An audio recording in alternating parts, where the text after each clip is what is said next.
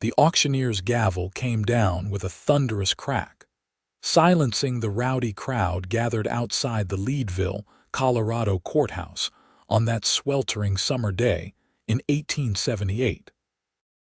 Next up for auction, the Morgan homestead, including all livestock, furnishings, and the auctioneer's voice faltered momentarily. The late Mr. Morgan's widow, Mrs. Tabitha Gordon, along with her 3 young sons. Tabitha stood on the wooden platform, her slender frame rigid with indignation, her sun-kissed complexion flushed with humiliation. Her calloused hands rested protectively on the shoulders of her 2 youngest boys, while her eldest stood stoically beside her, his small fists clenched in anger. The crowd's murmurs grew louder as they assessed the exhausted widow and her children like prized cattle at a county fair. $20 for the whole lot, called out a gruff voice from the back. 30, countered another man, his eyes lingering inappropriately on Tabitha's figure. Tabitha fought back the tears that threatened to spill. Just 3 weeks ago, her husband Daniel had been alive, working their small homestead outside Leadville. Now he was dead, killed in a mining accident, and his gambling debts had come due. The bank had seized everything, and according to the territorial law, a widow with minor children could be auctioned into service to settle outstanding debts. $50, came another bid from a ruddy-faced saloon owner whose reputation made Tabitha's skin crawl. Her children pressed closer to her skirts. 8-year-old James, 6-year-old Samuel, and 4-year-old Benjamin were all she had left in the world. She'd promised Daniel she would keep them together, but now that promise seemed impossible to keep. $200. The crowd fell silent, parting to reveal a tall figure moving forward. Zane Quaid stood a head taller than most men in the crowd, his broad shoulders and sun-weathered face marking him as a man who lived by the strength of his back. His dark hair curled beneath the brim of his Stetson, and his eyes, blue as a summer sky, were fixed not on Tabitha but on her sons.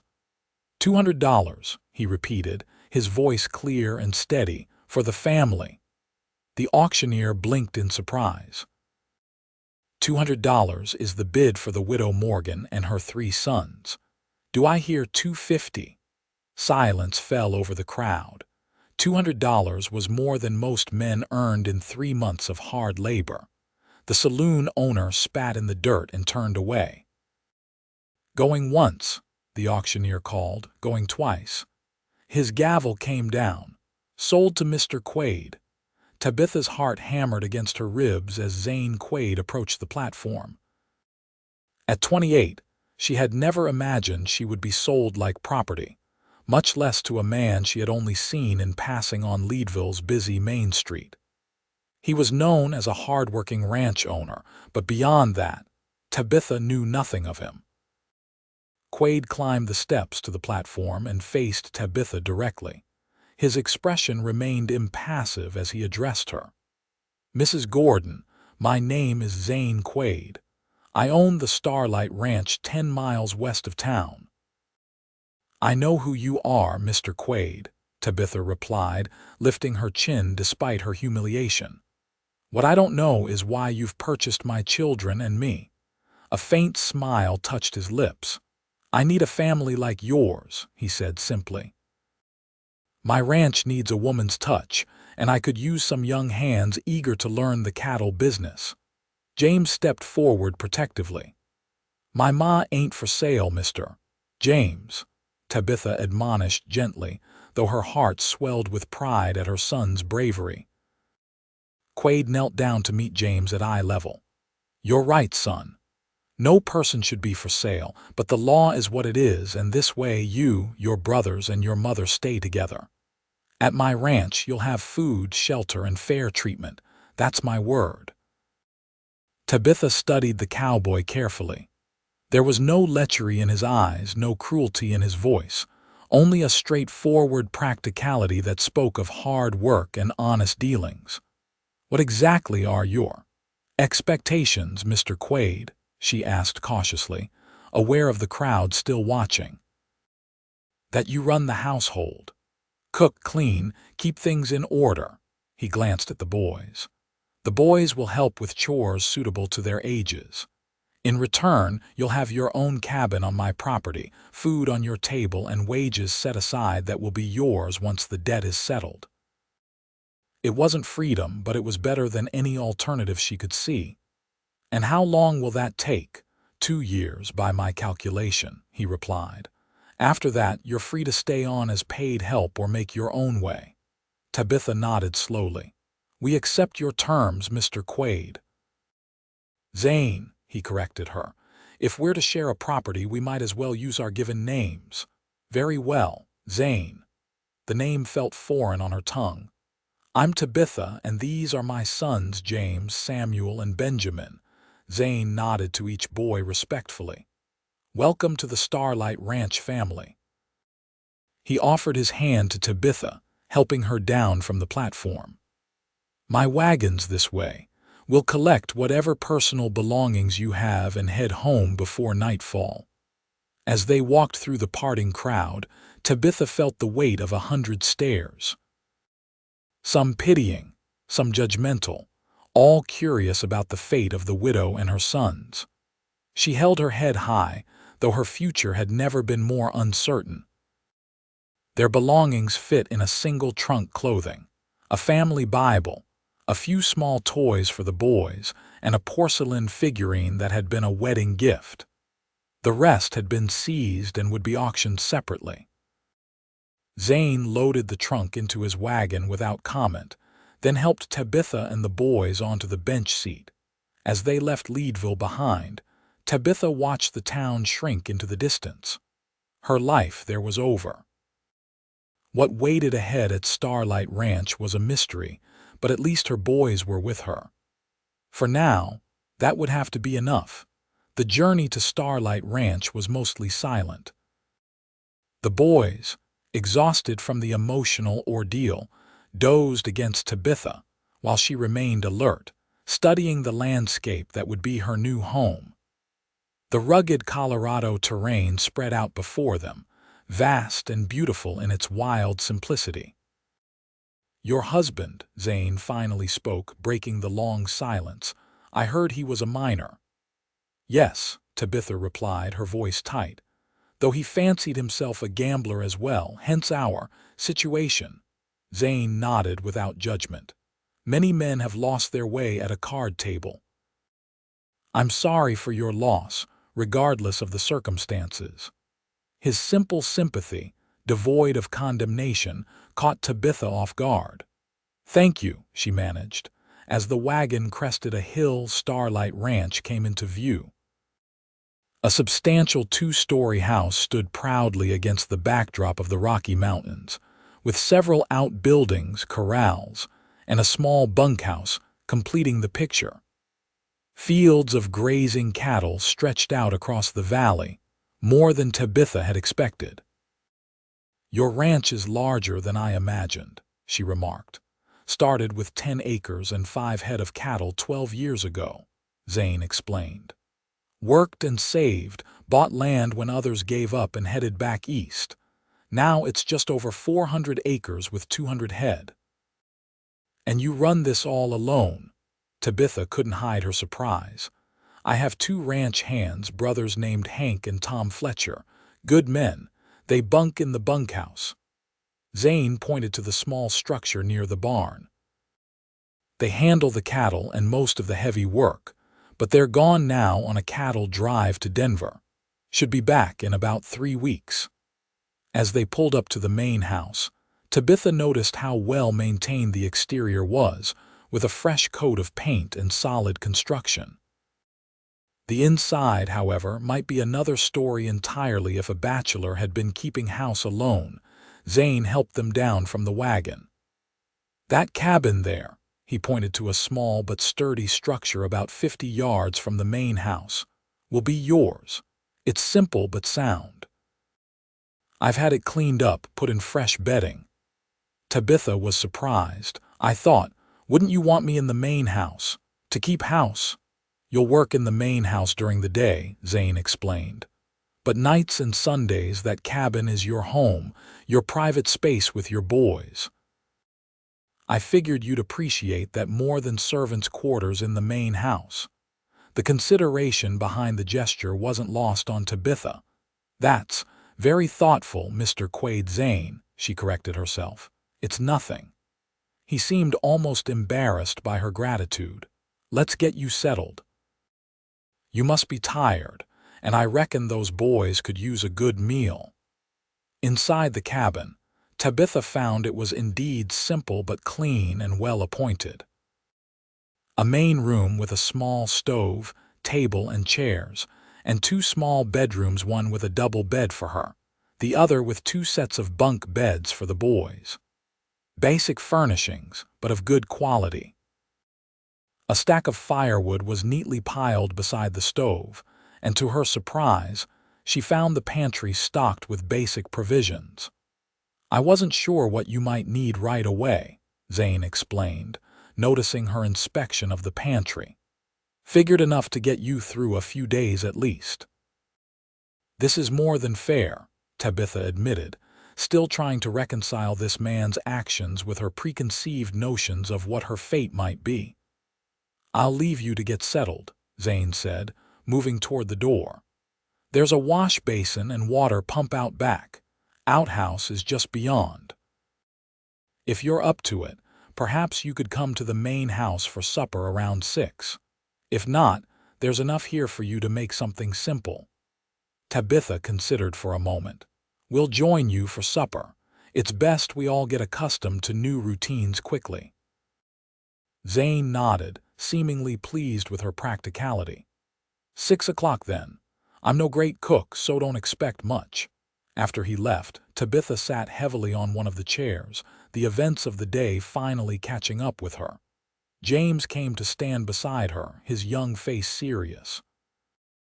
Ma, are we going to be all right? Tabitha pulled her eldest into a hug.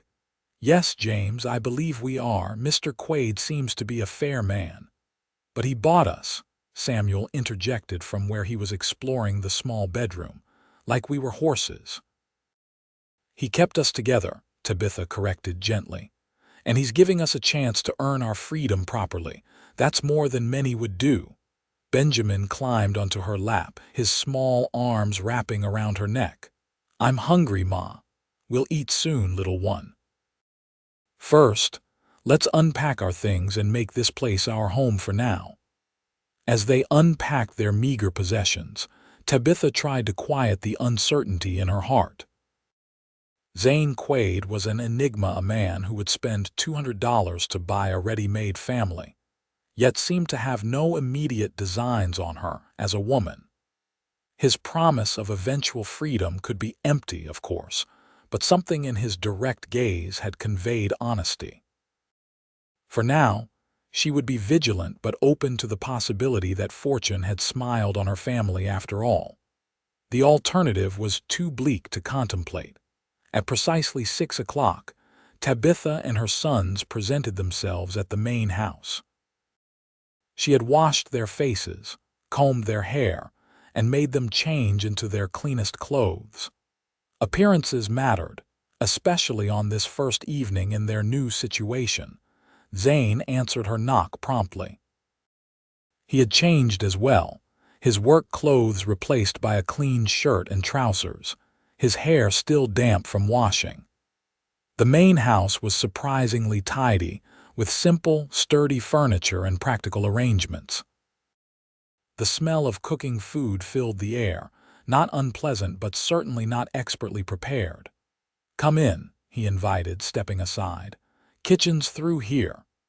The kitchen was large and well-equipped, with a massive cookstove, a sturdy table that could seat 8, and ample workspace. A pot of something bubbled on the stove, and a loaf of bread clearly store-bought sat on the table alongside plates and utensils. It's just stew, Zane said, almost apologetically. Made it this morning before I headed into town. It smells wonderful, Tabitha lied graciously. In truth, She could detect the unmistakable aroma of burned meat and oversalted broth. They sat at the table, an awkward family grouping that wasn't yet a family at all. Zane served the stew, and Tabitha helped portion it out for her boys. The first taste confirmed her suspicions. The meat was indeed scorched, the vegetables undercooked, and the whole thing oversalted. But hunger made it palatable, and the boys ate without complaint, too tired and hungry to be fussy. "Tomorrow," Tabitha said after a few bites, "I'd be happy to take over the cooking duties. It seems only fair since you've provided us with shelter." Relief crossed Zane's face. "I'd appreciate that. Never did get the hang of cooking proper. Can manage not to starve, but that's about the extent of my skills." "You have a garden?"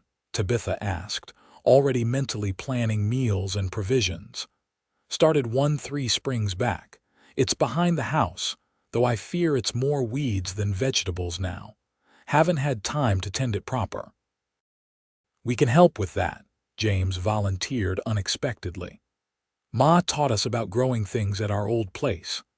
Zane smiled at the boy, the first real smile Tabitha had seen from him. It transformed his face, softening the hard lines and bringing warmth to his eyes. "That would be mighty helpful, James. Maybe you could show me what I'm doing wrong." The simple exchange marked a turning point in the meal. The conversation became easier, with Zane asking the boys about their interests and previous chores, clearly assessing what tasks might suit them on the ranch. "I can ride," James announced proudly. "Pa taught me before." He faltered. "That's good," Zane stepped in smoothly. "A ranch hand needs to be comfortable on horseback. Got a gentle mare that might suit you for starting out. Samuel and Benjamin, you ever collected eggs?" The younger boys shook their heads. "Well, got about a dozen hens in the coop out back. They need tending daily. Think you might learn that job?" Samuel nodded eagerly while Benjamin looked to his mother for reassurance. "They'll learn quickly," Tabitha promised. "They're good boys." After the meal, Tabitha insisted on washing the dishes despite Zane's protests that it could wait until morning. As she cleaned, she took inventory of the kitchen, what supplies were available, what was lacking, what needed organizing. Zane had the basics but clearly shopped like a bachelor, with odd quantities and missing essentials. When the kitchen was tidy, Tabitha found Zane in the main room, showing the boys a book of illustrations depicting various cattle breeds and horses. They were gathered around him on the sofa, Benjamin already half asleep against Zane's arm, while James and Samuel asked questions about the different animals. The domestic scene caught Tabitha off guard.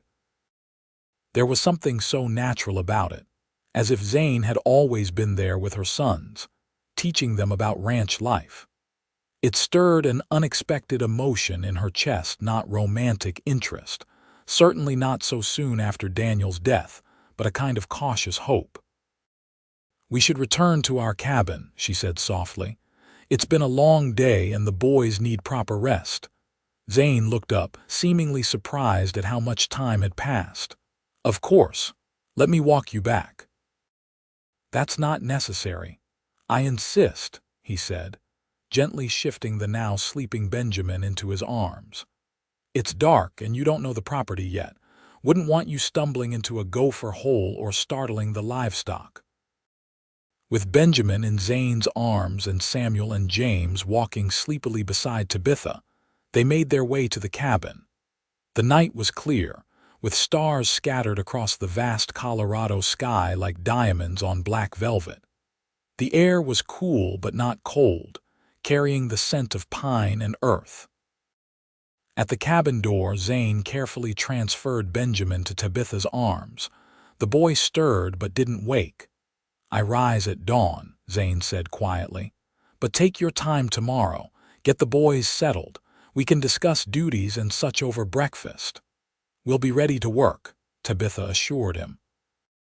"We're not afraid of early mornings." Zane nodded, his expression softening in the lamplight. I don't doubt it. Good night, Tabitha. Good night, Zane. Inside the cabin, Tabitha put her exhausted sons to bed, tucking them in with whispered reassurances and gentle kisses. When she finally retired to her own bed, sleep eluded her. The day's events replayed in her mind the humiliation of the auction, the uncertainty of being purchased, and the surprising decency of Zane Quaid. She had expected the worst and received what? Not freedom, certainly, but something far better than she had dared hope for. A chance for her and her sons to rebuild their lives with dignity. A temporary arrangement, yes, but one that might lead to true independence if Zane kept his word about wages and eventual freedom. As she drifted toward sleep, Tabitha wondered about the solitary cowboy who had spent a small fortune to acquire a ready-made family. What had motivated him? Pure practicality seemed the obvious answer, but something in his interaction with the boys suggested a deeper longing. A man like Zane Quaid could have hired help without the complication of a widow and 3 young sons. There was more to his story, she was certain, and perhaps in time she would learn what it was. For now, though, she would focus on proving her worth, keeping her sons safe and navigating this strange new chapter in their lives. Tomorrow would bring new challenges, but for the first time since Daniel's death, Tabitha felt a glimmer of hope for their future. Dawn broke over Starlight Ranch in a spectacular array of pinks and oranges, illuminating the rugged landscape that stretched out before Tabitha's cabin. She had risen before first light, determined to establish her usefulness immediately. The boys still slept soundly, exhausted from the previous day's upheaval. After washing her face in the cold water from the pump, Tabitha dressed quickly and pinned her auburn hair into a practical bun. Her clothes were simple, a faded blue calico dress that had seen better days, but was clean and serviceable. She had only 3 dresses to her name now, and she would need to be careful with them until she could afford fabric for new ones. The main house was already showing signs of life when she approached, smoke curling from the chimney and a lamp glowing in the kitchen window. She knocked lightly at the back door, not wanting to appear presumptuous by walking straight in. Zane opened it moments later, surprise evident on his face. "You're up early." "As are you," she replied. "I thought I might start breakfast." He stepped aside to let her in. Coffee's brewing, was just about to attempt flapjacks. The kitchen was warm from the stove, but otherwise showed no signs of breakfast preparation. Tabitha took off her shawl and hung it on a peg by the door, then rolled up her sleeves. "I'll take over from here," she said decisively. "Where do you keep flour and such?" Zane pointed out the pantry and various storage containers, then leaned against the doorframe, watching as she efficiently gathered ingredients. "Your boys still sleeping?" "Yes, I thought I'd let them rest a bit longer. Yesterday was difficult for them." She measured flour into a bowl, her movements practiced and confident. Zane nodded, his expression thoughtful. "About yesterday," he began, his voice low. "I want you to know I didn't make the decision lightly. Buying a family, I mean." Tabitha paused in her work, looking up at him. In the early morning light filtering through the kitchen window, she could see lines of fatigue around his eyes that she hadn't noticed before. "May I ask why you did it?" He crossed the kitchen to pour 2 cups of coffee, handing one to her before answering. "Practical reasons, partly. Ranch this size needs more than one person managing the household chores, but truth is..." He hesitated, staring into his coffee. "Place gets lonely. Been on my own too long. Thought maybe having young ones around might change that." The simple admission caught Tabitha off guard. She had expected practical motivations, the need for cheap labor, perhaps, or specific household services. Not loneliness. "I see," she said softly, accepting the coffee with a nod of thanks. Well, you certainly won't lack for noise with 3 boys underfoot. A small smile touched Zane's lips. Looking forward to it. He straightened, shifting back to practical matters. What can I do to help with breakfast? You could gather some eggs if you don't mind. I'll need them for the flapjacks. He nodded and headed outside, leaving Tabitha to her cooking. She worked quickly, finding a rhythm in the unfamiliar kitchen. By the time Zane returned with a basket of fresh eggs, she had the stove at the perfect temperature and batter ready to go. "Should I fetch your boys?" Zane asked, setting the eggs beside her. "If you wouldn't mind." "They should be up by now." While Zane went to wake the boys, Tabitha cooked stack after stack of golden flapjacks, her mind turning over their brief conversation. Loneliness was something she understood all too well, though her experience was different from Zane's. Being surrounded by people but utterly alone in her grief and worry, that was its own kind of solitude. The sound of boyish chatter preceded their arrival.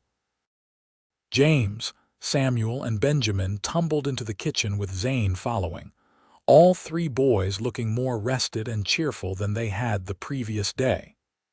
"Ma, Mr. Quaid says he's got horses," Samuel exclaimed, his eyes bright with excitement.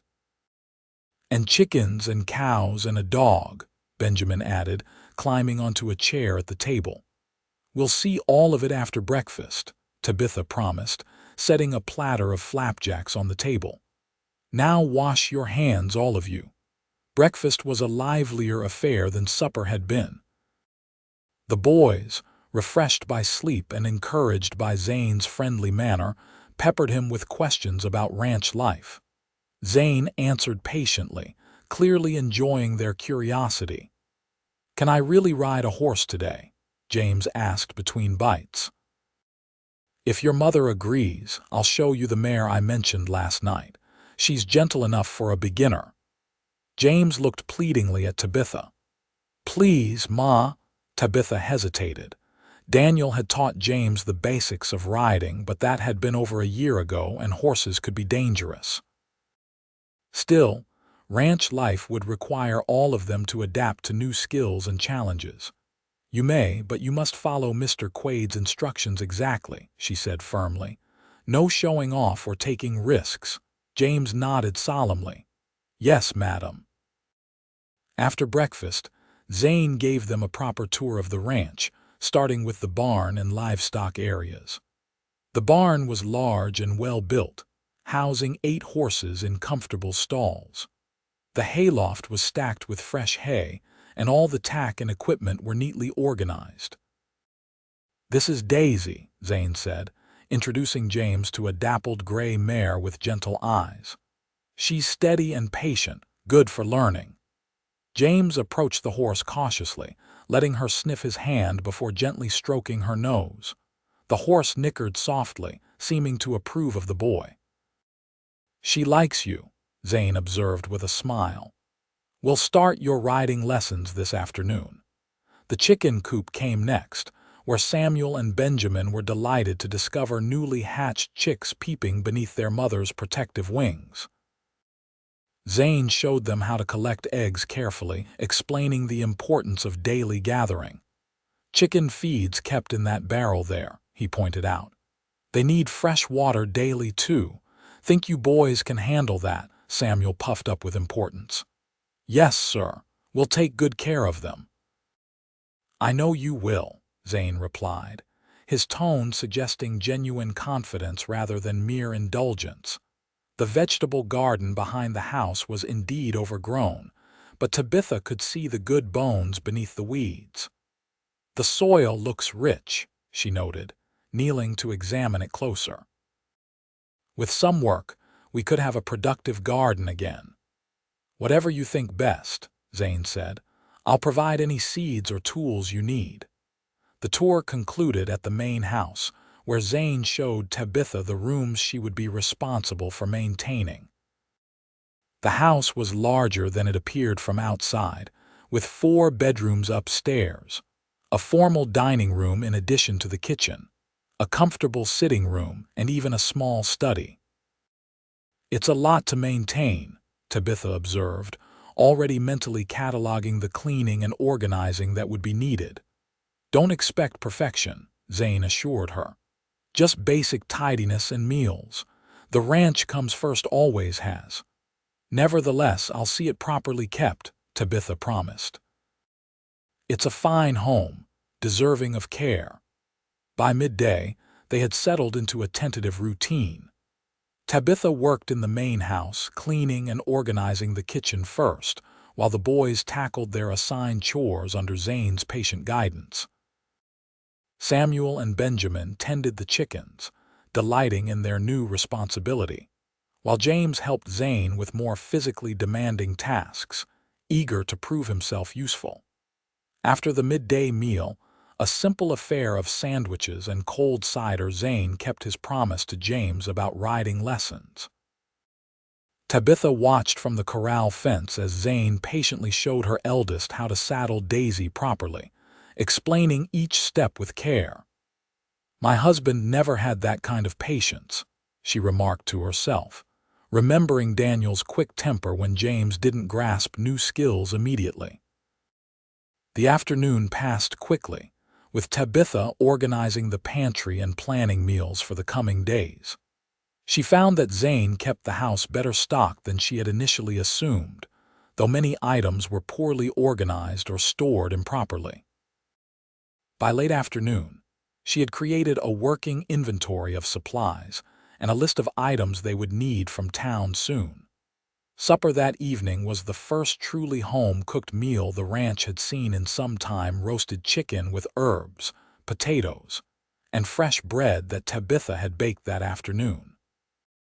The difference from the previous night's meal was striking, and Zane's appreciation was obvious. "This is the finest meal I've had in years," he declared after his first bite.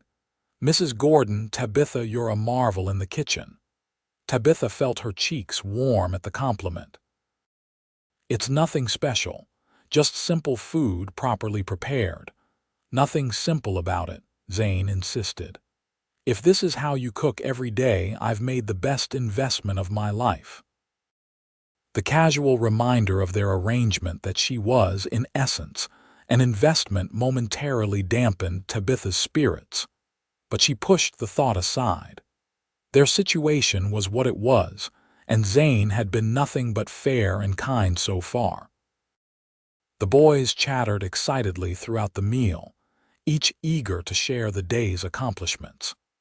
James described his riding lesson in detail, while Samuel proudly reported that he and Benjamin had collected 14 eggs without breaking a single one. Even little Benjamin had stories to tell about the chickens and their quirky behaviors. Watching them, Tabitha felt a cautious optimism growing.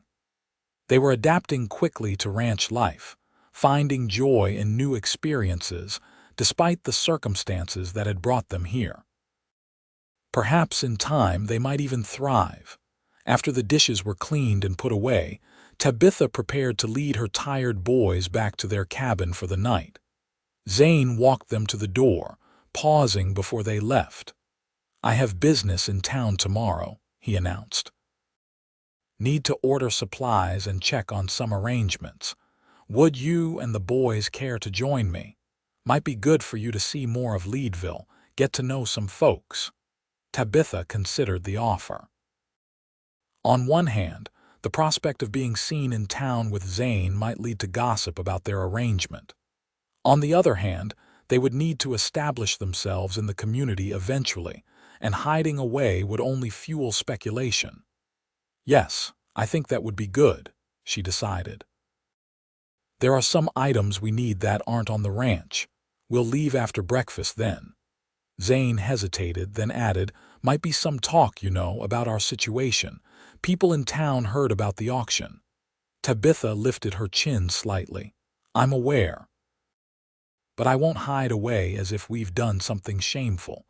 You provided us a fair arrangement when others would have separated us or worse. I'm not ashamed of that." Zane's expression softened. "You're a strong woman, Tabitha Gordon.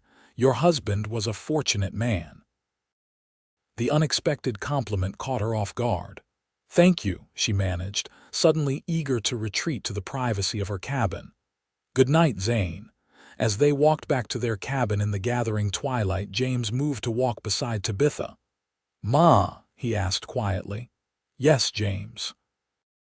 "Is Mr. Quaid going to be our new pa?" The innocent question stopped Tabitha in her tracks.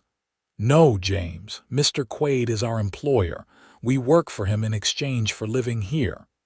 James frowned, processing this. "But he bought us at the auction. Doesn't that make us his family now?" Tabitha knelt down to meet her son's eyes, aware that Samuel and Benjamin were listening closely. "No, sweetheart. Mr. Quaid paid the bank what your father owed, and now we're working to repay that debt. Once it's paid, we'll be free to make our own choices again." "But he's nice," Samuel interjected, "and he knows about horses and chickens and everything." "Yes, he is nice," Tabitha agreed carefully, "and we're fortunate that he's treating us well, but that doesn't make him family." Benjamin's lower lip trembled slightly. "I miss Pa, I know, little one." Tabitha gathered her youngest into her arms. "We all do, and we'll always remember him. But for now, we need to be grateful for Mr. Quaid's kindness and work hard to repay our debt." As she tucked the boys into bed that night, Tabitha reflected on James's question. It was natural for the boys to seek a father figure, especially after losing Daniel so suddenly. She would need to be careful to maintain appropriate boundaries while still allowing Zane to form a healthy relationship with her sons. Later, alone in her small bedroom, Tabitha found herself thinking about Zane Quaid with a mixture of gratitude and wariness. He had shown nothing but decency and consideration since purchasing their contract. Yet she couldn't forget the fundamental power imbalance between them. He owned their debt, controlled their living situation, and could dictate the terms of their arrangement at will. Trust would come slowly, if at all. For now, she would focus on creating stability for her sons and fulfilling her part of their bargain efficiently. Anything beyond that friendship, respect, or other feelings would have to develop naturally over time, if they were to develop at all. The following morning brought clear skies and mild temperatures, perfect for a trip into town. After serving breakfast and tidying the kitchen, Tabitha dressed the boys in their best clothes and put on her second-best dress, a dark green cotton with minimal adornment. She pinned her hair more carefully than usual, and even dabbed a tiny amount of her precious rose water behind her ears. When Zane brought the wagon around, Tabitha was surprised to see it had been cleaned, with fresh straw in the bed and a quilt spread over the bench seat. He too had dressed with care, wearing a clean white shirt, dark vest, and his least worn pair of trousers. His dark hair was slicked back with water and he'd trimmed his beard. "You look nice," Tabitha said without thinking, then immediately felt foolish for the observation. "As do you," Zane replied simply, helping her onto the wagon seat before lifting each boy into the back. "Thought we might have lunch at the hotel dining room if that suits you. Food's decent, and it would give you a chance to meet some of the town ladies in a proper setting." The consideration behind the suggestion touched Tabitha. Zane understood that her social standing would be precarious after the auction, and was offering her a chance to establish herself as a respectable woman despite their unusual arrangement. "That's very thoughtful," she said. "I would appreciate that opportunity." The 10-mile journey to Leadville passed quickly, with Zane pointing out landmarks and sharing stories about the area's history. The boys listened eagerly, asking questions and exclaiming over wildlife spotted along the way. By the time they reached the outskirts of town, even Tabitha felt more at ease, the tension of their last visit to Leadville beginning to fade. Leadville in 1878 was a booming mining town, its streets bustling with activity as miners, merchants and families went about their business. The discovery of silver had transformed what had once been a small settlement into a thriving community with grand buildings, busy shops, and all the amenities of civilization. Zane guided the wagon down the main street, nodding greetings to people he knew. Many stared openly at Tabitha and the boys, clearly recognizing them from the auction. Some expressions were curious, others judgmental, but Tabitha held her head high, determined not to show any shame or discomfort. Their first stop was the general store, a large establishment that carried everything from food staples to tools, fabric, and household goods. The proprietor, a portly man named Mr. Wallace, greeted Zane warmly. "Mr. Quaid, good to see you. And this must be—" He faltered slightly, clearly uncertain how to address Tabitha. "Mrs. Gordon and her sons," Zane supplied smoothly. "They're living at Starlight Ranch now, helping me run the place. Mrs. Gordon will be managing the household accounts, so anything she requires, you can put on my tab." Mr. Wallace's expression cleared. Of course. Mrs. Gordon, a pleasure to meet you properly, and these fine young men as well." Tabitha nodded politely, grateful for Zane's clear statement of her position. "Thank you, Mr. Wallace. We'll need several items today, if you don't mind." As Tabitha selected necessary supplies with the shopkeeper's assistance, Zane moved to the hardware section to order fencing materials and tools. James followed him, eager to learn more about ranch equipment, while Samuel and Benjamin explored the store's toy section with wide eyes. "Your boys seem to be settling in well at Starlight," Mr. Wallace observed as he measured out flour for Tabitha. "Yes, they're adapting quickly," she replied, keeping her tone neutral. "Mr. Quaid has been very patient with them." "He's a good man," Wallace said emphatically. "One of the most respected ranchers in the county. Been here since '66, right after the war. Built that ranch from nothing and never a dishonest deal to his name." The unsolicited character reference was clearly meant to reassure her, and Tabitha appreciated the sentiment even if it wasn't necessary. "Yes, we've found him to be very fair. Shame about your husband," Wallace continued, lowering his voice. "Mining accidents are all too common here. But if you don't mind my saying so, seems like fortune smiled on you and those boys after all, ending up with Mr. Quaid."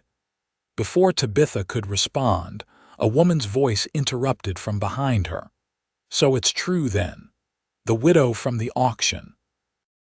Tabitha turned to find a well-dressed woman in her 30s regarding her with open curiosity. Two other ladies stood slightly behind her, their expressions a mixture of sympathy and judgment. "Yes, I'm Tabitha Gordon," she said, straightening her shoulders. The woman extended a gloved hand. "Beatrice Larson. My husband owns the Leadville Bank." Her tone made it clear this connection was significant. "These are my friends, Mrs. Oakes and Mrs. Prescott." Tabitha shook her hand briefly. "Pleased to meet you, ladies. We were just discussing the unusual situation at the Quaid Ranch," Mrs. Larson continued, her gaze traveling over Tabitha's modest dress with barely concealed assessment. "The community was quite surprised by Mr. Quaid's actions at the auction." "Were they?" Tabitha replied evenly. "I found his intervention quite providential. He's given my sons and me a chance to work off our debt with dignity." Mrs. Larson's eyebrows rose slightly. "Work off your debt? Is that what you're calling it?" The implication was clear, and Tabitha felt heat rise to her cheeks not from embarrassment but anger. Before she could formulate a suitably cutting response, Zane appeared beside her, his expression pleasant but his eyes hard. "Mrs. Larson," he greeted the banker's wife. "I see you've met Mrs. Gordon. She's been a tremendous help at Starlight already. Best cook in the county, I'd wager." Mrs. Larson's demeanor shifted immediately. Mr. Quaid, how lovely to see you. Yes, we were just getting acquainted with Mrs. Gordon. Such an interesting arrangement you have." "Practical is how I describe it," Zane replied, his tone remaining cordial while brooking no argument. "Mrs. Gordon manages the household while I focus on the ranch. Her sons are learning valuable skills that will serve them well in life. We're all benefiting from the arrangement." The clarity of his statement, delivered in full hearing of the store's other customers, left no room for salacious speculation. Mrs. Larson looked momentarily discomfited before recovering her composure. "How sensible," she said with a tight smile. "Well, we mustn't keep you from your errands. Mrs. Gordon, perhaps you'll join the Ladies' Aid Society at our next meeting. We gather at the church every Tuesday afternoon." The invitation was unexpected, and Tabitha suspected it was offered more from social obligation than genuine welcome. Still, it represented a potential foothold in Leadville society that could benefit her sons in the future. "Thank you, I'll consider it," she replied diplomatically. After the women departed, Tabitha gave Zane a grateful look. "Thank you for that." He shrugged, looking uncomfortable with her gratitude. "Just stating facts. Besides, folks in town respect me well enough to take my word on matters. Nevertheless, it was kind of you to clarify our arrangement so publicly." Zane's expression softened. "You and those boys deserve to be treated with respect, Tabitha. I won't have anyone suggesting otherwise." The simple declaration, spoken with such conviction, caused an unexpected flutter in Tabitha's chest. She busied herself with the shopping list to hide her reaction, not ready to examine the feeling too closely. The remainder of their shopping proceeded without incident. Zane was generous, encouraging Tabitha to select good quality items for the household, and even allowing the boys to each choose a small treat from the candy jars by the counter. By the time they finished at the general store, it was nearly noon. "Let's head to the hotel for that lunch I mentioned," Zane suggested, loading their purchases into the wagon. "Then I have business at the bank and the cattleman's office, but that won't take long." The Grand Hotel dining room was the finest establishment in Leadville, with white tablecloths, polished silverware, and attentive service. Tabitha felt self-conscious in her simple dress, but Zane's confident manner as he escorted her and the boys to a table near the window helped ease her discomfort. "Order whatever you like," he told them all, handing Tabitha the menu.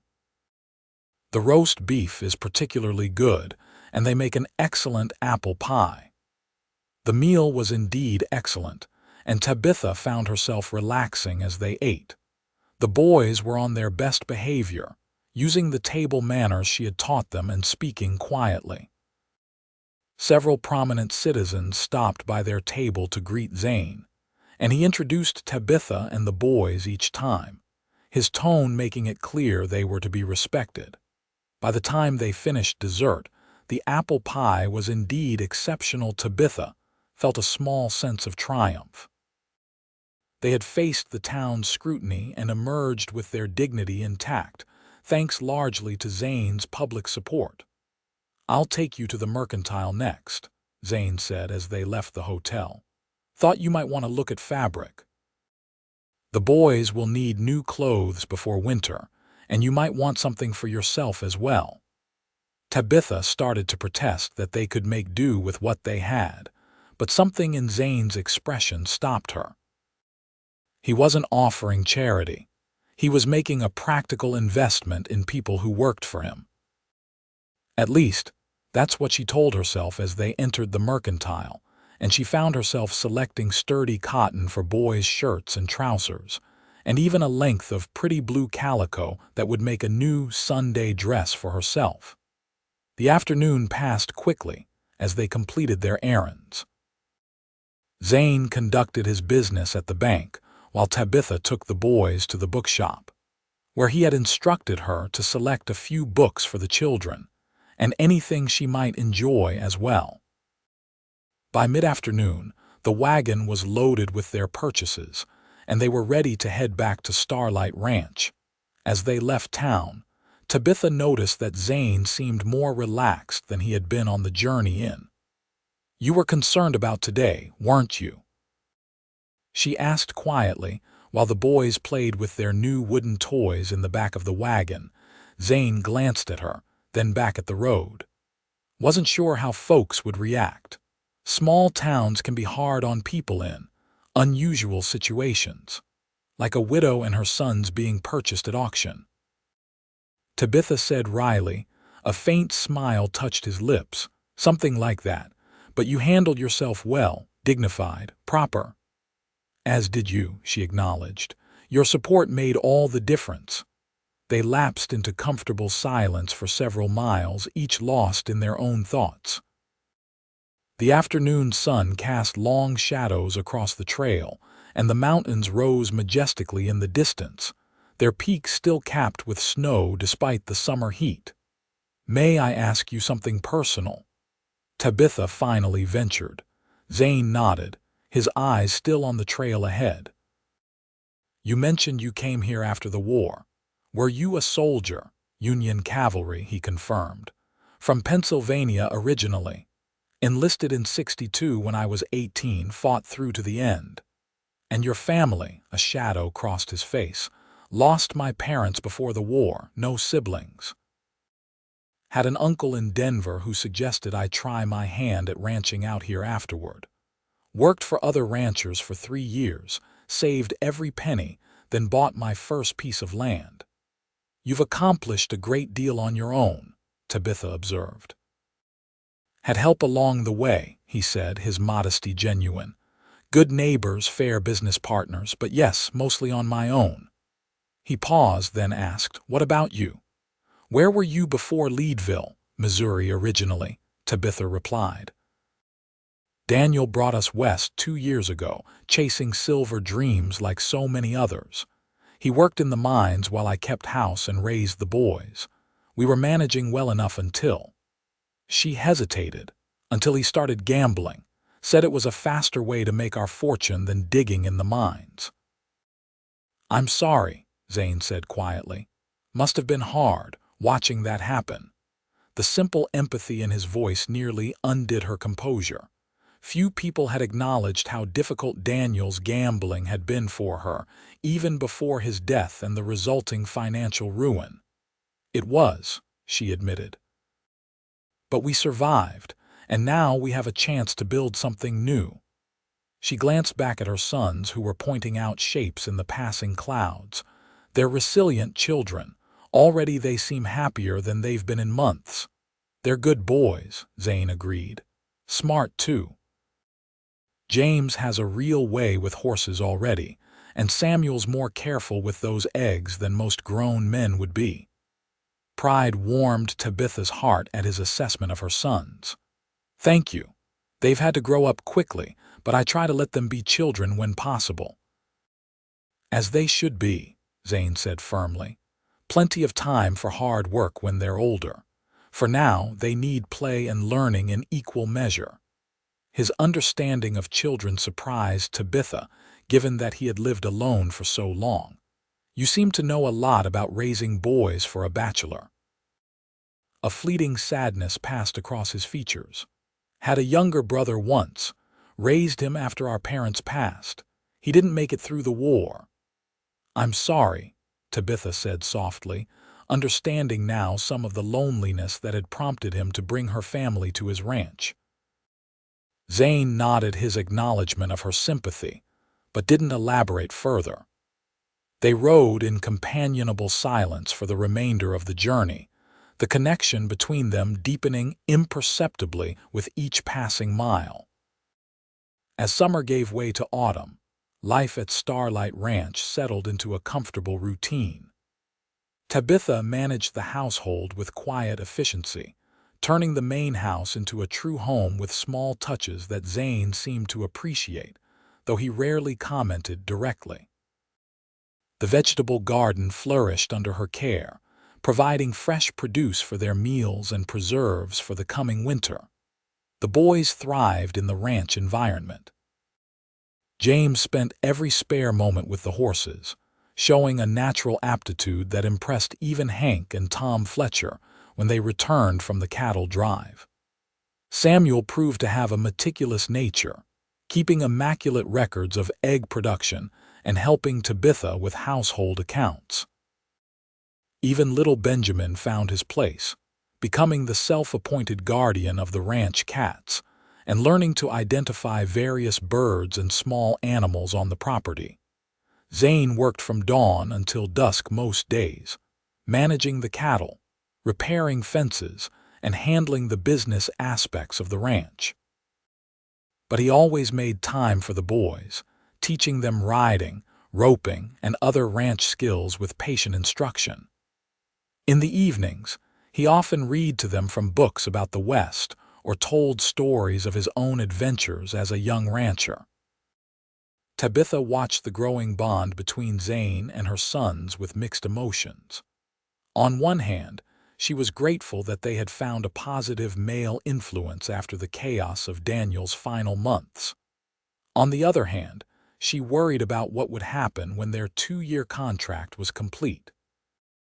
The boys were becoming attached to Zane and to Starlight Ranch. Would they be able to leave when the time came, and what of her own feelings? Tabitha found herself looking forward to the quiet conversations she and Zane shared after the boys were in bed, discussing books they had both read or plans for the ranch. He treated her with unfailing respect, never crossing the boundaries of propriety. Yet there was a growing warmth in his eyes when he looked at her that she couldn't quite ignore. One crisp October evening, after the boys had been tucked into their beds in the cabin, Tabitha returned to the main house to finish some mending by the fireplace. The nights were growing cooler, and the warmth of the fire was welcome as she worked on patching James's trousers. Zane sat in the chair opposite, reading through a cattle journal, his brow furrowed in concentration. The comfortable silence between them was broken only by the crackling of the fire and the occasional rustle of pages turning. "Tabitha," Zane said finally, setting aside his journal, "there's something I've been meaning to discuss with you." She looked up from her sewing, noting the serious expression on his face. "Yes, winter's coming on. That cabin, it's sturdy enough, but it gets mighty cold out there, even with the stove going all night." He paused, seeming to choose his words carefully. "I've been thinking it might be more practical for you and the boys to move into the main house for the winter months." Tabitha's fingers stilled on her mending. The suggestion made practical sense. The main house was larger, better insulated, and would require less firewood to heat than maintaining 2 separate dwellings. But it also represented a significant change in their living arrangement, one that might raise eyebrows in town. "I see," she said cautiously. "And where would we sleep?" "There are 3 spare bedrooms upstairs," Zane explained. "One for you, and the boys could share the other 2, or arrange it however suits you best. My room's at the end of the hall, well separated from the others." He was being careful to emphasize the propriety of the arrangement, which Tabitha appreciated. Still, she hesitated. What would people say? In town, I mean, if they heard we were all living under one roof. Zane leaned forward, his expression earnest. "Tabitha, I respect you and those boys too much to let anyone think ill of you. If it concerns you, we could speak to Reverend Collins about the arrangement. Having his blessing might quiet any gossip." The suggestion surprised her. "You do that, of course." "Your reputation matters, especially for the boys' sake." He hesitated, then added, "Besides, folks in town already think better of you since you joined the Ladies' Aid Society.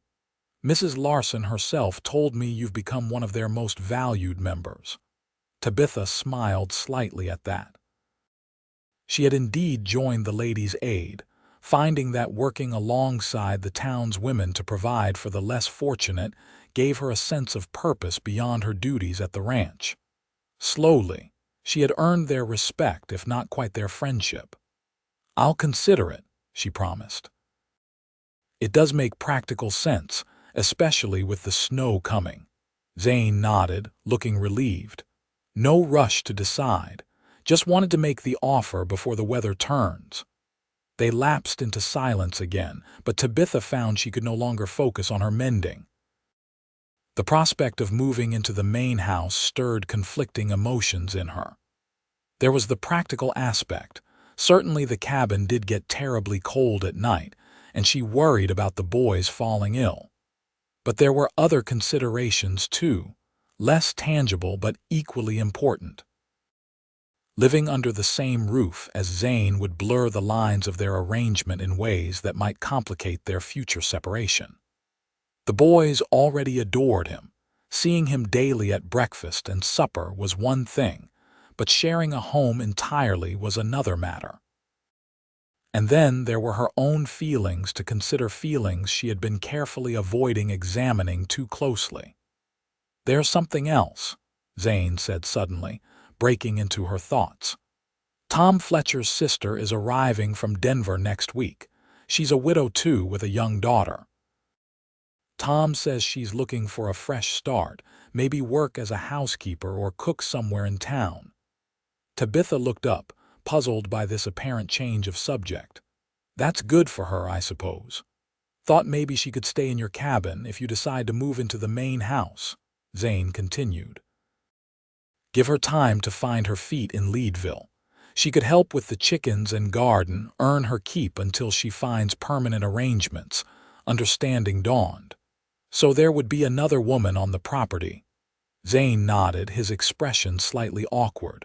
"Would make things more proper. In people's eyes, I mean." The consideration behind his suggestion touched Tabitha deeply. Zane was thinking not just of practical comfort, but of her reputation and social standing. It was the kind of thoughtfulness that Daniel, for all his initial charm, had rarely shown. "That's very considerate," she said softly. "In that case, yes, I think moving into the main house for winter would be sensible." Relief and something else, pleasure, perhaps, flickered across Zane's features. "Good, that's good. I'll have Hank and Tom help move your things whenever you're ready." Tabitha nodded, returning to her mending with a small smile. The prospect of winter suddenly seemed less daunting and perhaps even something to look forward to. The move to the main house took place the following week, coinciding with the arrival of Martha Fletcher, Tom's sister.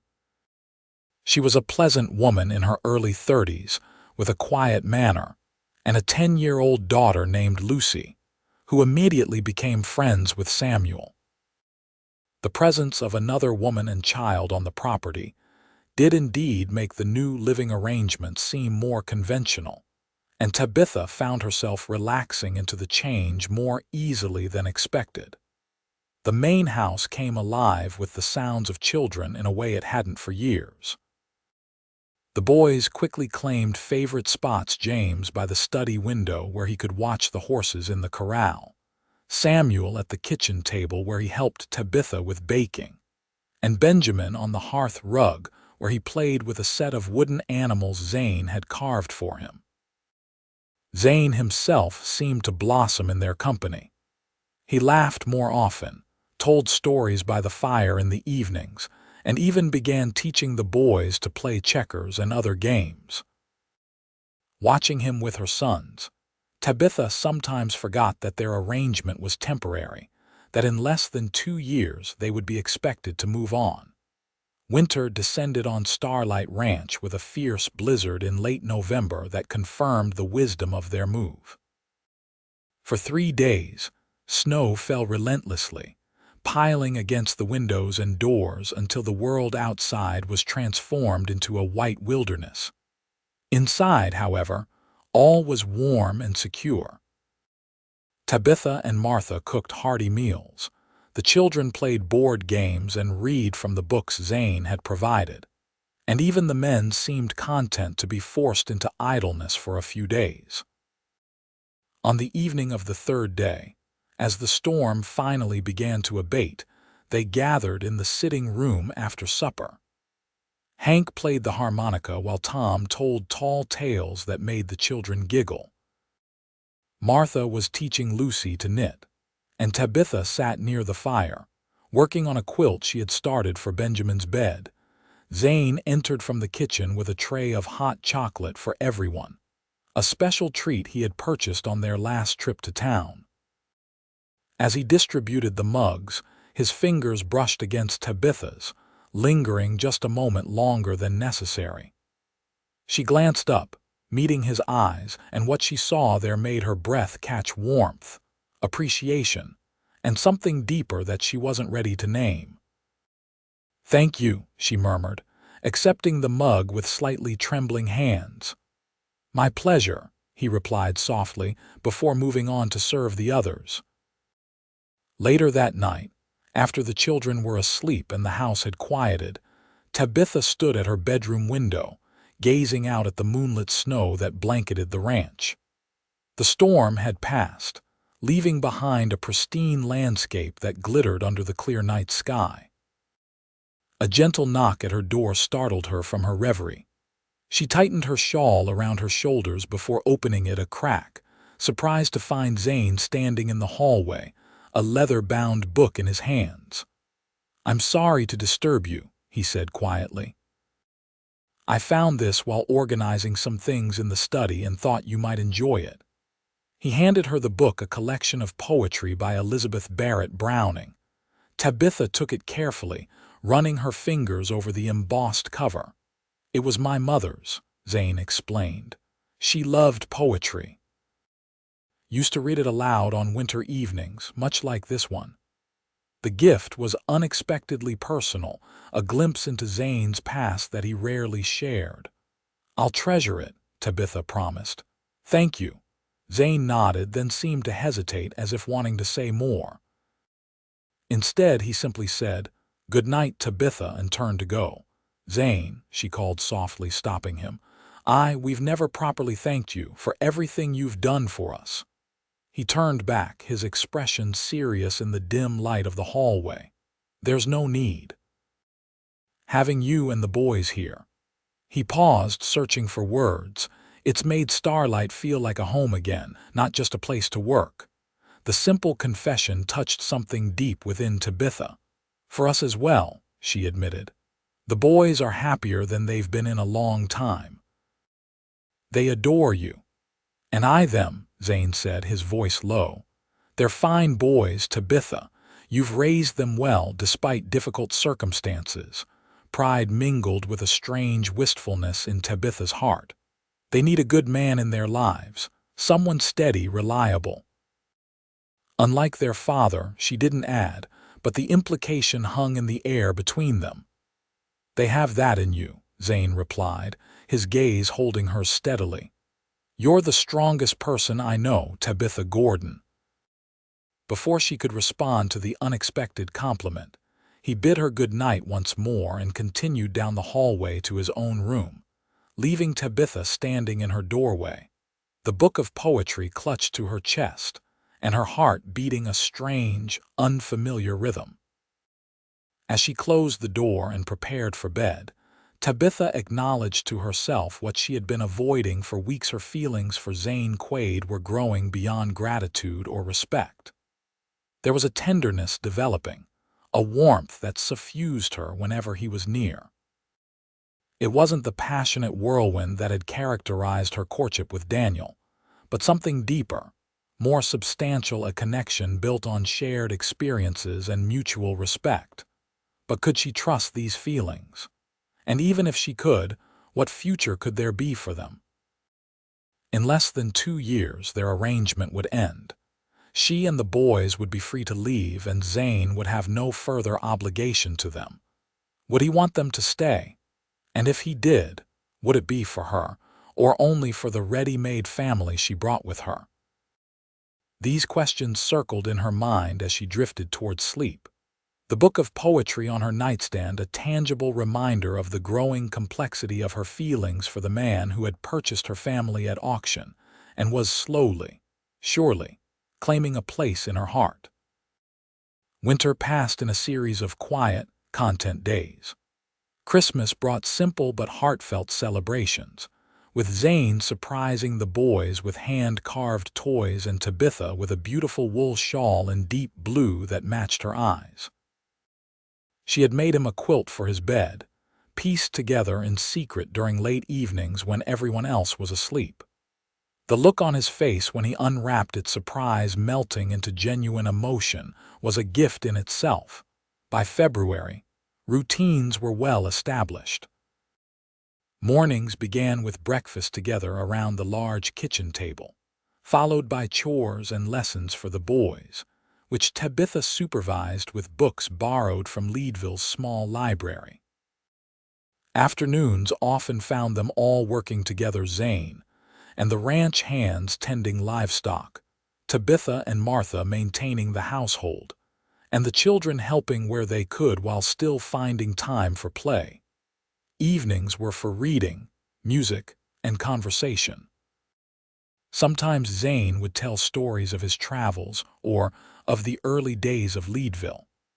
Other times, Tabitha would read aloud from novels or poetry, her clear voice bringing the words to life while everyone listened, captivated. These quiet domestic scenes became precious to Tabitha, memories she stored away like treasures. As winter began to loosen its grip on the land, subtle changes occurred in the relationship between Tabitha and Zane. There were lingering glances across the dinner table, conversations that stretched late into the evening after the children were asleep, and an increasing ease in each other's company that spoke of deepening attachment. Yet, neither spoke of these changes directly. There remained the undeniable fact of their arrangement. She was still, technically, working to repay a debt. Until that was settled, Tabitha was reluctant to acknowledge the growing feelings between them, fearing they might be influenced by her gratitude or dependence. Zane, for his part, maintained a respectful distance, never presuming upon their living arrangement or making any advances that might compromise Tabitha's position. But his eyes followed her when she moved about the house, and his smile when she entered a room spoke volumes about his regard for her. The turning point came unexpectedly in early March, as the first signs of spring began to emerge from beneath the winter snow.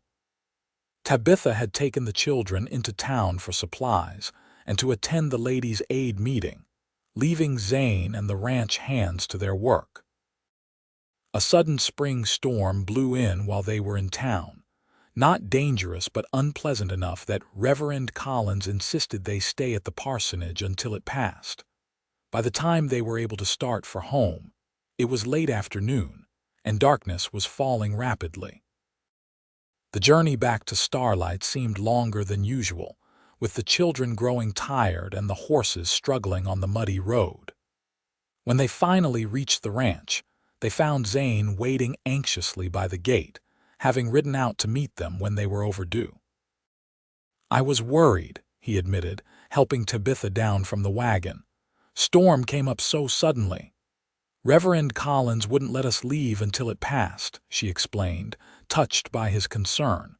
"The boys are exhausted, though." Zane lifted Benjamin, who was already half asleep, from the wagon. "I'll carry him in." "James, Samuel, can you help your mother with the packages?" Inside, Martha had kept supper warm, and they ate quickly before Tabitha took the boys upstairs to bed. They were asleep almost before their heads touched the pillows, worn out from the long day and the excitement of the storm. When Tabitha returned downstairs, she found Zane alone in the sitting room, stoking the fire. Martha had retired to her cabin with Lucy, and the ranch hands were in the bunkhouse, leaving the house quiet and intimate. "You must be tired too," Zane said, straightening as she entered. "But I'm glad you came back down. There's something I wanted to discuss with you." Tabitha settled into her usual chair by the fire, curious about his serious tone. "What is it?" Zane remained standing, as if too restless to sit. "I received a letter today from a cattle buyer in Denver. He's interested in purchasing a significant portion of our herd at a very favorable price." "That's wonderful news," Tabitha said, though she sensed there was more to the story. "It is. If the deal goes through, it would mean a substantial profit for the ranch." He paused, then continued more carefully, "Enough that I could consider your debt paid in full if you wished." Tabitha's heart skipped a beat. "Paid in full? But we've only been here 7 months. You said 2 years." "I know what I said," Zane replied, moving to stand before her chair. "But circumstances change. The ranch has prospered beyond my expectations this past year, and much of that is due to your presence. You've created a home here, Tabitha, not just a place to work and sleep." She stared up at him, trying to process what he was saying. Do you want us to leave, Zane?" "No," he said quickly, kneeling before her chair so they were at eye level. "God, no, that's not what I'm saying at all." He took a deep breath, then continued, "I'm saying you would be free to choose, to stay or go based on your own wishes, not because of any debt or obligation." The implication of his words slowly dawned on Tabitha. He was offering her freedom, true freedom, to make her own decisions about her future and that of her sons. "I don't understand," she said softly. "Why now?" Zane reached for her hand, his touch gentle but uncertain, as if he feared she might pull away. "Because I can't keep pretending that what I feel for you is just gratitude or convenience. Because I want you to stay, Tabitha, you and the boys, but only if you choose to, freely and without obligation." Her heart pounded in her chest as she absorbed his words. "And what do you feel for me, Zane?" she asked, her voice barely above a whisper. His eyes, so blue and earnest, held hers steadily. "I love you, Tabitha Gordon. I think I've loved you since that first night at supper, when you faced our situation with such courage and dignity. I love your strength, your kindness, the way you care for your sons and everyone around you. I love the home you've made at Starlight, and I cannot imagine this place without you in it." Tears welled in Tabitha's eyes, unexpected but undeniable. "Zane, You don't have to answer now," he said quickly. "Take time to think, talk with the boys, consider what's best for all of you." "I'll accept whatever decision you make." Tabitha shook her head, a smile breaking through her tears. "I don't need time, Zane. My heart already knows its answer." Hope flickered in his eyes. "And what does it say?" "That I love you too," she said simply. "That Starlight has become our home, and you have become essential to our happiness. The boys adore you, and I." She paused, gathering courage. "I have never felt for anyone what I feel for you." Joy transformed Zane's face, erasing the worry lines and hesitation. "Truly." In answer, Tabitha leaned forward and placed her hand against his cheek, a tender gesture that conveyed more than words could express. Zane turned his face to press a kiss into her palm, his eyes never leaving hers. "I want to do this properly," he said softly. "Not because of the auction or our arrangement, but because I love you and want to build a life with you and those boys. Will you marry me, Tabitha?" The question, so simple yet so profound, brought fresh tears to her eyes. "Yes," she whispered. "Yes, Zane, I will marry you." He gathered her into his arms then, his embrace gentle yet secure, like coming home after a long journey. When he kissed her, it was with reverence and tenderness, a promise of the love and respect that would form the foundation of their life together. Later, as they sat before the fire making plans for their future, Tabitha marveled at the strange, winding path that had brought her to this moment. The auction that had seemed like the ultimate humiliation had led her to a man whose kindness and integrity had healed her broken heart and given her sons a future brighter than she could have imagined. When shall we tell the boys? Zane asked, his arm around her shoulders as they sat together on the sofa. Tomorrow morning, Tabitha decided. They'll be thrilled, especially James. He's been asking for months if you were going to be their new pa. Zane's smile was tender. Has he now, smart boy? Saw what I was feeling before I had the courage to speak of it. He paused, then added more seriously, I'll never try to replace their father, Tabitha, but I promise to love them as my own and raise them to be good men. I know you will, she said softly. That's why I love you, Zane Quaid. Your heart is as vast as this land you've built your home on. The following morning, they gathered the boys in the kitchen before breakfast. Tabitha's heart was full as she watched their faces light up with joy at the news. James immediately hugged Zane, while Samuel peppered them with practical questions about whether they would still live in the main house, and if anything would change. Benjamin simply climbed onto Zane's lap and declared, Now you're really our pa, with the simple acceptance of a child who had already made room in his heart for this man. They were married 2 weeks later in Leadville's small church, with Reverend Collins officiating and the entire town turning out for the celebration. The story of the widow who had been auctioned with her sons, only to find true love with the cowboy who purchased them, had captured the community's imagination. Even Mrs. Larson, who had been so judgmental initially, now claimed to have seen the match coming from the start. Spring turned to summer, and summer to fall. Starlight Ranch prospered under their joint care, with Tabitha managing the household affairs with the same efficiency she brought to everything, while Zane expanded the cattle operation. Martha Fletcher and her daughter remained in the cabin, becoming an integral part of the ranch's extended family. In October, almost exactly a year after Tabitha had stood on that auction block in Leadville, she shared news of her own with Zane they would be adding to their family in the spring. The joy on his face when she told him confirmed what she already knew in her heart. The journey that had begun in humiliation and uncertainty had led to a love deeper and truer than she had ever imagined possible. On a crisp April morning in 1880, Tabitha gave birth to a healthy son whom they named William Quaid, after Zane's father. The baby was welcomed with adoration by his 3 older brothers, who took their responsibilities as protectors and teachers very seriously. As Tabitha watched Zane holding their newborn son, surrounded by James, Samuel, and Benjamin, she reflected on the strange twist of fate that had brought them together. What had seemed like the end of hope being auctioned with her children to settle a debt had become the beginning of a love story she would treasure for the rest of her days. "What are you thinking?"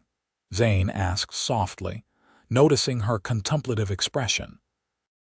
Tabitha smiled, reaching out to touch his hand where it cradled their son. "I'm thinking that sometimes life's darkest moments lead us to the brightest light. That auction was the worst day of my life, until it became the best." Zane's eyes, blue as the Colorado sky, held hers with understanding and love.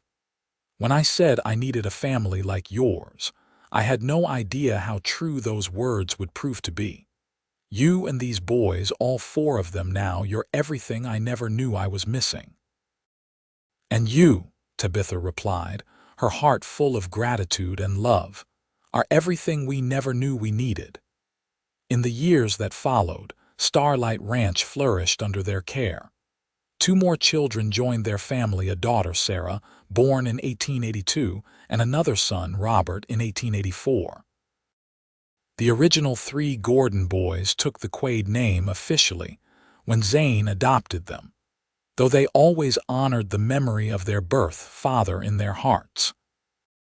James grew into a fine horseman and eventually took over management of the horse breeding program that became one of Starlight's most profitable ventures. Samuel discovered a talent for numbers and business, helping Zane expand the ranch's operations with shrewd investments.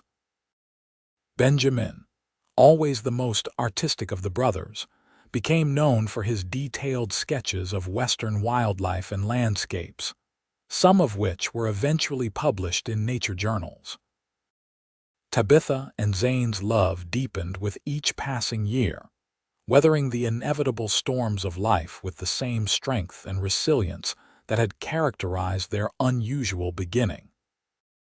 The story of the widow who was auctioned with her 3 sons and the cowboy who claimed to need a family like theirs became something of a legend in Leadville, and beyond a testament to the fact that sometimes, when all seems lost, fate has other plans. And on quiet evenings, when the children were grown and the ranch stood peaceful under starlit skies, Zane would still take Tabitha's hand and whisper, "Best $200 I ever spent," making her laugh and lean into his embrace, grateful for the auction that had seemed like an ending but had truly been just the beginning of their remarkable journey together.